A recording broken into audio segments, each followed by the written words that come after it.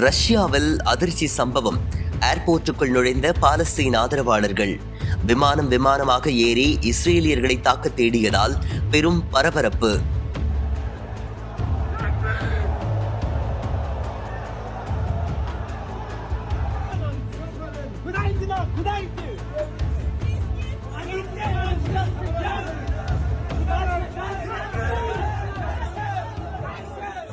ரஷ்ய விமான நிலையம் புகுந்த பாலஸ்தீன ஆதரவாளர்கள் இஸ்ரேலிய பயணிகள் மீது தாக்குதல் நடத்துவதற்காக விமானமாக ஏறி தேடியதால் பெரும் பரபரப்பு ஏற்பட்டது.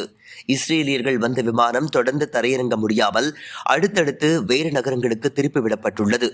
காசா மக்கள் மீது இஸ்ரேல் நிகழ்த்தி வரும் அத்துமீறல்களால் அப்பாவி இஸ்ரேலியர்களின் பாதுகாப்பு வெளிநாடுகளில் கேள்விக்குறியாகியுள்ளது. இது குறித்த செய்தியினை சுருக்கமாக பார்க்கலாம்.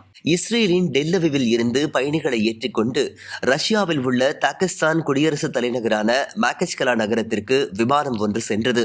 அதில் இஸ்ரேலிய பயணிகள் வருகின்றார்கள் என்ற விவரத்தை அறிந்த பாலஸ்தீன ஆதரவாளர்கள் 1000க்கும் மேற்பட்டோர் திடீரென்று விமான நிலையத்திற்குள் புகுந்தனர். இஸ்ரேல் பயணிகளை தாக்குவதற்கு விரட்டிச் சென்றனர். விமான நிலையத்தில் உள்ள ஒவ்வொரு பகுதியாக தேடுதல் வேட்டை நடத்தினர். இறுதியாக விமானங்கள் நிறுத்தி வைக்கப்பட்டுள்ள பகுதிகளுக்கு சென்று விமானங்களில் ஏறி தேடத் தொடங்கினர்.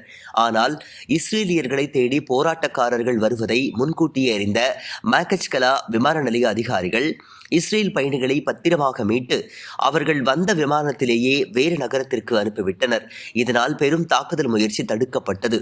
இதனையடுத்து விமான நிலையத்தில் இருந்து தப்பிச் சென்ற இஸ்ரேலியர்கள் காசவியர்ட் என்ற அண்டை நகரத்திற்கு சென்றதாக தகவல் வெளியான நிலையில் அந்த நகரத்திலும் பரபரப்பு ஏற்பட்டது. அங்கிருந்த பாலஸ்தீன் ஆதரவாளர்கள் விமான நிலையம் அருகேயுள்ள ஹோட்டல்களுக்கு சென்று இஸ்ரேலியர்கள் வந்தார்களா என விசாரிக்க தொடங்கியதுடன் ஹோட்டலில் தங்கி இருந்தவர்களின் பாஸ்போர்ட்டுகளை வாங்கி சோதனையிட்டதால் பெரும் பரபரப்பு ஏற்பட்டது.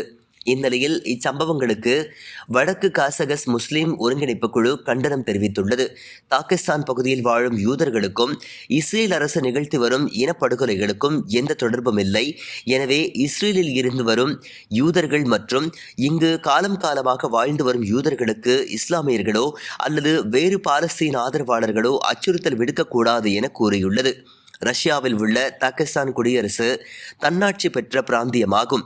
இங்கு 80%